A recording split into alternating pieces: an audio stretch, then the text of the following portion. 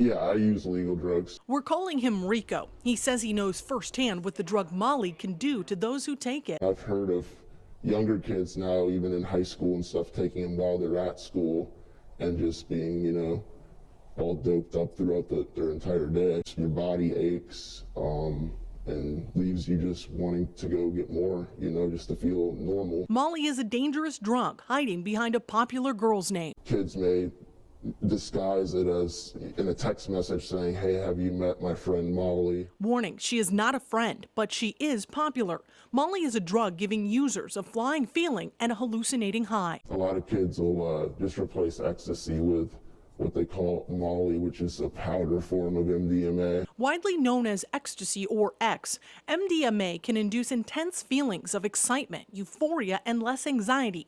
Molly is a form of MDMA that can be found in pill or powder form. At $15 a pill, law enforcement says it's easy to find in Southwest Florida. The DEA considers the drug to be a Schedule I controlled substance, which means it has a high potential for abuse. It has no medical use in the United States. Cocaine, I think that is becoming more and more rare. People are replacing that with Molly because it has some of the same effects. Some of those side effects could lead to seizures, even heart or kidney failure. Problem is, those taking the drugs aren't realizing the side effects, and they're chasing that very first high. Because of the receptors that it damages, they'll never get that again, and they keep taking more and more and more, attempting to get to that level, and that's when they start to overdose on it. Some effects of Molly include hyperthermia. It's where your body gets super hot, your heart rate and blood pressure goes up, you experience severe dehydration or have problems breathing, or even worse. Should parents be concerned?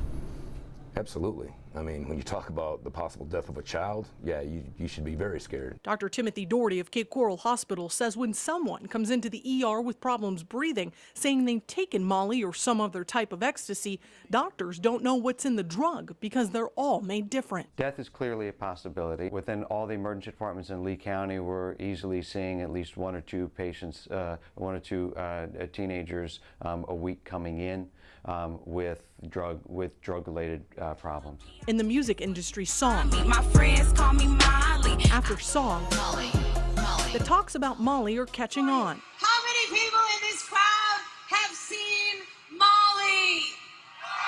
That's Madonna asking a crowd of thousands in Miami if they've seen Molly. It's considered a party drug. The Molly is a lot like the crack cocaine.